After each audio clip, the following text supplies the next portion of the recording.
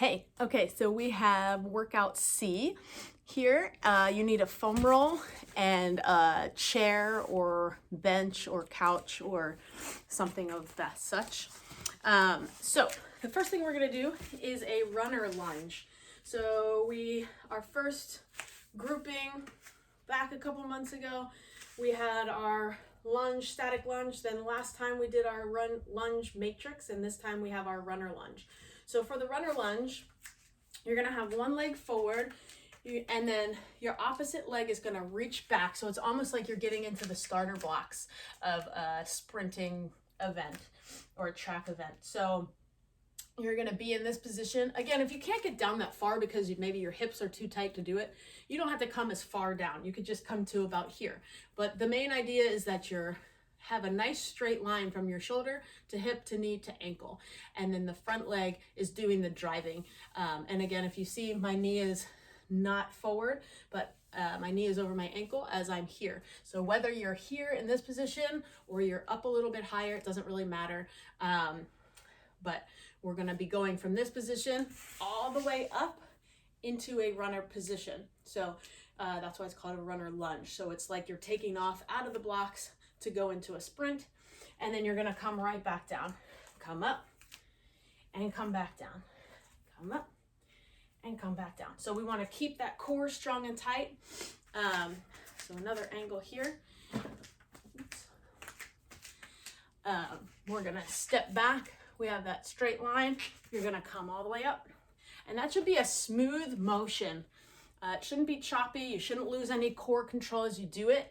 As you come up, we're driving really strong through this leg. You could even start by doing it slow and then working into a faster movement. But I would rather you start slow and really kind of slow motion through to see if you have any weak spots that you need to really be aware of.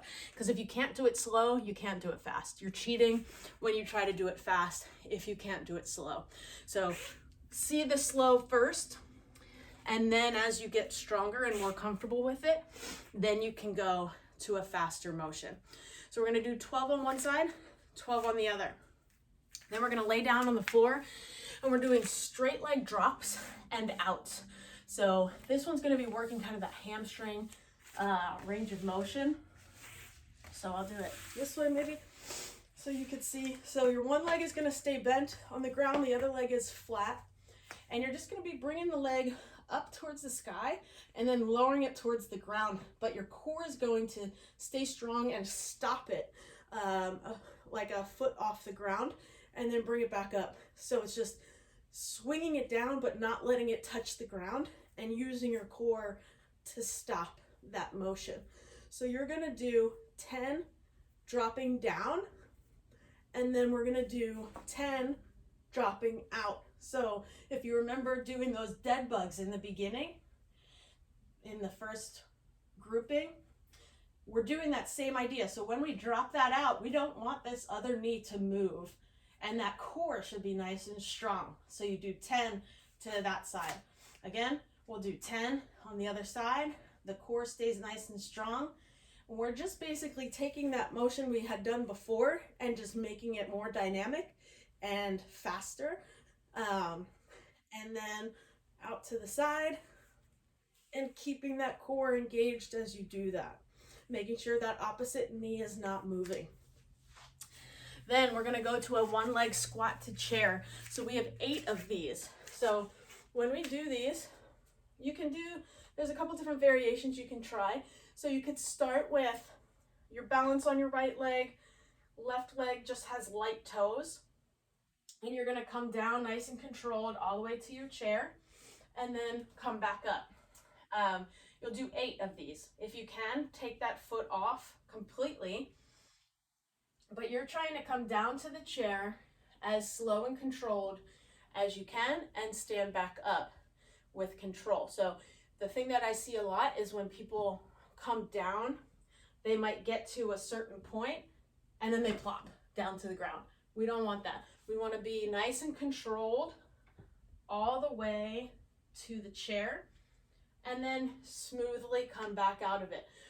Once we're in the chair, we don't want to have to rock to get ourselves up and out. We want to be able to drive our foot through the floor and push straight back up. So really thinking about engaging and driving in core control and knee control. So again, when you're lowering down, we want to make sure we're not, you know, all over the place. If you feel like your balance is terrible and you're all over the place doing it, just drop those toes to the ground so you can actually do it and get the muscles to engage the way that they're supposed to. So again, if I'm here, I'm nice and controlled all the way to the chair, drive through the ground to get myself back up. And if need be, you just put those toes down on the ground to give that extra control and to help you also back up. And that might mean, okay, I'm good coming down, no problem, but to get back up, I really struggle. Okay, well, use that foot to help you back up. That's okay. Just do whatever you need to do in order to do it appropriately with good form. So the next one we have is the Runner Situp.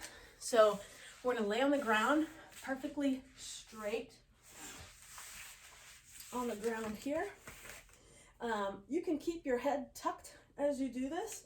Again, we want that lower ab control, and then we're just gonna be popping up into a kind of like a runner position, and then slowly coming back down. Come up, opposite arm and leg, and come back down. So keep that lower core engaged, lower back down. If you notice, my upper back is kind of off the ground for most of the time.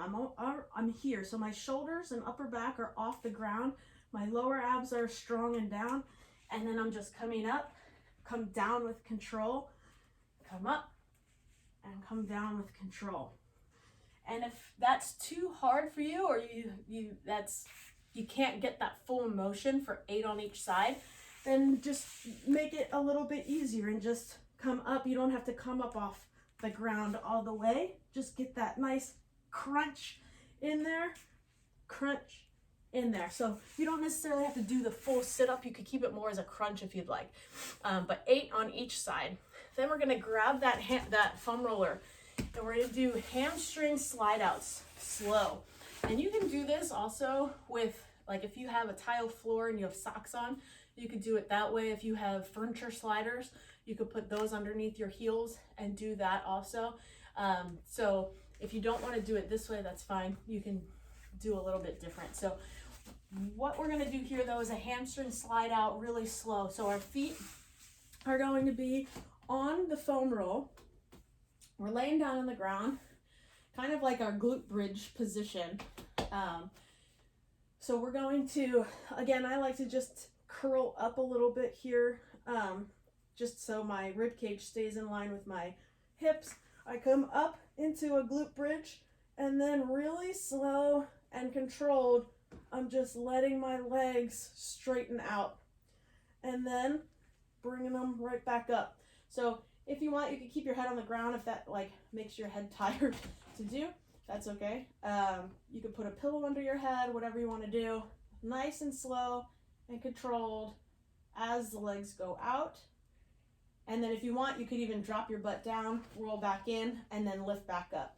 And then go really slow and controlled as you lengthen those hamstrings out. I like to keep my elbows on the ground with my hands up. You could also keep your hands down if you want.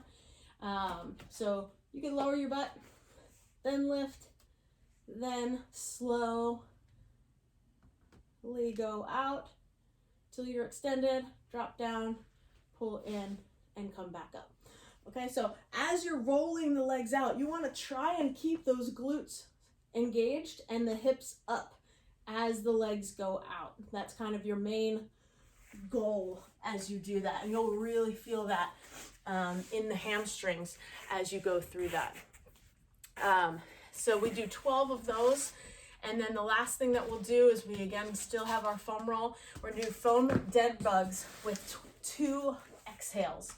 So we're gonna sit, so get your butt all the way to the end. Now if you have the shorter foam roll, this might be more challenging for you because you're not gonna fit on it completely. So you might just do it without the foam roll, and that's okay too. The foam roll is just really there to help you to remember to keep your lower abdominals driving down into the foam roll.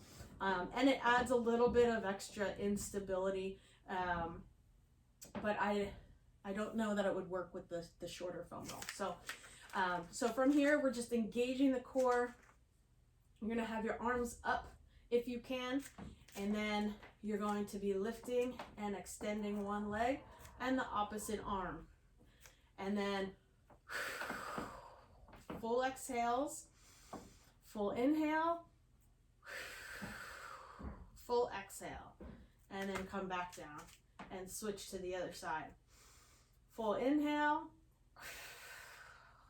full exhale, making sure the core is staying strong and down, and full exhale.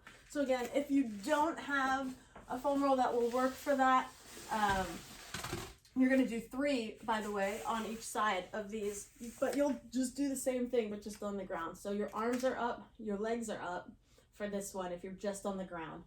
And then you're going to extend the arm and the leg. Full inhale and a hard exhale. So you can't breathe out anymore. Pause. And then full breath. And pause, and then bring it back in. You might feel your core like trembling, and that's okay. That's what you want. You want to get that. So you're not bringing your arm and leg all the way out on both sides. You can, but you don't have to. You can just get a little bit, and just enough to get that core to engage. And then exhale. So maybe I'll move this way a little bit. So one arm goes back, one leg goes down, opposite arm and opposite leg extend, 2 full hard breaths, come back to the center, and then switch to the other side with the 2 hard exhales, and come back in 3 times to both sides. And then you'll go back through that 2 or 3 times, and that's your workout. Enjoy!